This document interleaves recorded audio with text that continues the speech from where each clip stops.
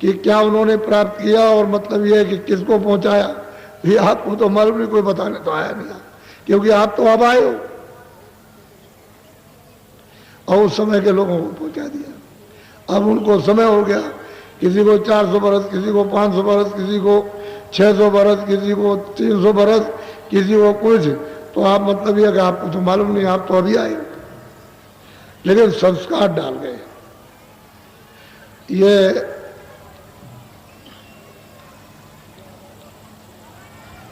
ये आबादी उन्हीं की वजह से बढ़ गई,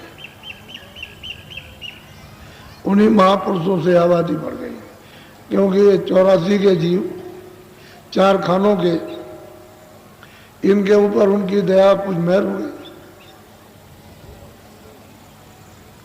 ये वो सीधे, यानी सीधे ही लौट आए। 84 तो बहुत लंबा था चक्कर, वो सीधे ही मनुष्य शरीर में आ गए। अब ये तो कृपा हो गई महापुरुषों की, तो आबादी बढ़ गई। आपको तो इसका भेद मालूम नहीं, कुछ जानते नहीं, और बस ये है कि आबादी कम कर दो, कम कर दो। कम कैसे हो जाएगी? कम नहीं हो सकता। हम तो जब भी कह रहे थे कि कम कोई नहीं कर सकता। आप वैसे ही मेहनत कर रहे हो, मेहनत मत करो, जो उसका खेल है उसको होने दो। अब ये तो आपने इस खेल को, आप तो किसी का शरीर बना नहीं सकते हो, तो बिगाड़ते क्यों? तुम्हारा काम यह है कि तुम उसकी हिफाजत करो, बस। किसी के बनाए हुए जिसको नहीं बना सकते हो, उसके बिगाड़ने का आपको कोई अधिकार नहीं है। अगर आप बिगाड़ते हो तो आपको सख्त सजा मिलेगी, आप उससे बच नहीं सकते हो। इसलिए खुदा की बनाई हुई, उस परमात्मा की बनाई हुई चीजों को आप मत बिगाड़ो। अगर आपसे हो सकता है तो उनकी हिफाजत करो, नहीं हो सकता तो छोड़ दो। आपसे क्या मतलब? जिसने उनको पैदा किया वो अपने आप देखेगा। तो आप वैसे ही ठेका लेते हो, ठेकेदार मत बनो। जो आपके हाथ में नहीं है उसका ठेका मत लो। जो आपके हाथ में, अपने आप को सुधरो और अपने आप को जो। तो सही चीज यह है कि परमात्मा भी यहां नहीं कभी आएगा। उसके नीचे लोगों से लोग आए, उन्होंने उसका संदेशा दिया। कोई ईश्वर लोक से आया, एक सुरत आई, उसी के बोध में आई, उसने बताया कि भाई ये वहां पर परमात्मा है, खुदा है। तो और ऊपर से कोई आया उनके लोग से, उन्होंने कहा नहीं, वहां ऊपर ब्रह्म है, नहीं रब है, तो चलो तुम ये रास्ता है। फिर किसी ने कहा कि नहीं, इसके ऊपर में पार ब्रह्म है, तो मतलब यह है कि अल्लाह है, तो चलो उधर। तो जिस जगह से आया उसने अपने अपने लोक के अधिष्ठाता का संक्षेप में, इशारे में प्रचार किया, खुल करके बात कुछ नहीं बताई, बिल्कुल गोपनीय रखा। गीता को पूरा पढ़ो, बिल्कुल उन्होंने गोपनीय चीज रखी है, कुछ बताया था कुछ नहीं। जब उद्धव ने सुना कि कृष्ण भगवान ने कहा कि मैं अपने परम धाम को जा रहा हूं, तो जब उनको खबर लगी तो दौड़ के आए, कह लगे अरे भगवान, हमने सुना है कि आप परम धाम को जा रहे हैं। कहा अब मेरा काम हो गया, जिसलिए मैं आया था वो हो गया, क्योंकि द्वापर खत्म होगा, मेरे जाने के बाद कलयुग लगेगा, तो मेरा जाना ही ठीक है। तो उन्होंने पूछ तो लिया था, बता तो दिया था उनको कि परीक्षित को राज मिलेगा, ये बताया उन्होंने। और जब उसका राज तिलक होगा तो बस समझ लीजिए कि द्वापर खत्म और कलयुग शुरू हो जाएगा, ये तो बताया था उन्होंने।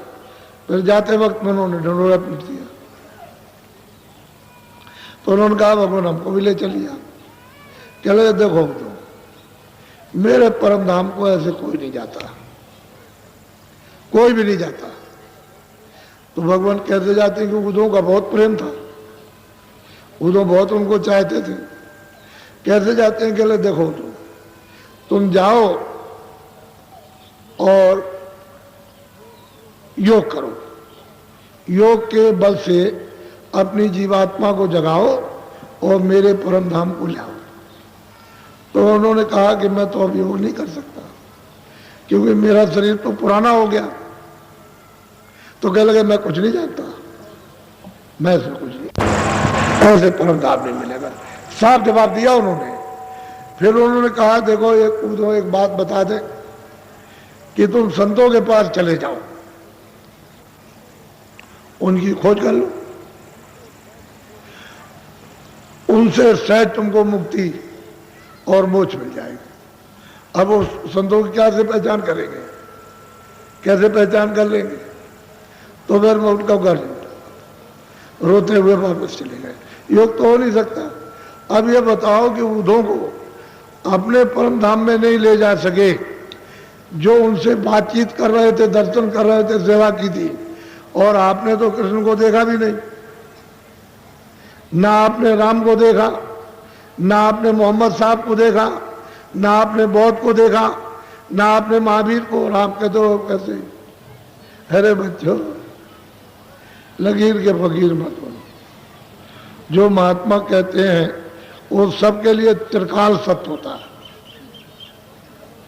वो आजकल के लिए नहीं, चारों युगों में लगेगा और तीनों कालों में।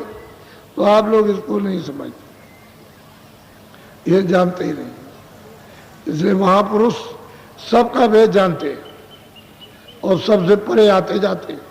जिसने ये सब कुछ बनाया, सब कुछ दिया, जिसने ईश्वर को, ब्रह्म को, पार ब्रह्म को अपने देश से निकाला और बाहर कर दिया और सुरतों को, ये जीवात्माओं को भेजा, वो उसके पास आते जाते,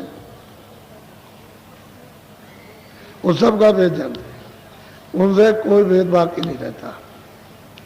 लेकिन आपको इसका पता नहीं।